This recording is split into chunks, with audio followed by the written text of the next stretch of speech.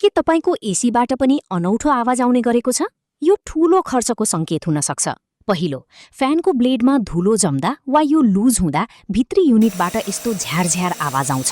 दोस्रो, gas leak. यदि पाइपबाट सु सु वा हिस्सिङ आवाज आउँछ भने बुझ्नुहोस् कि रेफ्रिजरेन्ट लिक भइरहेको छ, जसले कुलिङ घटाउँछ। तेस्रो, कम्प्रेसरको समस्या। आउटडोर युनिट धेरै हल्लिनु वा ठूलो थर्कावट आउनु कम्प्रेसर फेल हुन लागेको वा माउन्टिङ ढिलो भएको लक्षण हो। यस्तै प्राविधिक ज्ञान सिकेर दक्ष टेक्निशियन बन्न चाहनुहुन्छ? आजै सम्पर्क गर्नुहोस्। PIT Prakash institute of technology private limited, Ramanand Chowk, Janakpur Dham 8, Ramjanaki cinema हलको पश्चिमपट्टि। सम्पर्क नम्बर 98015115 2115, 980116 2115।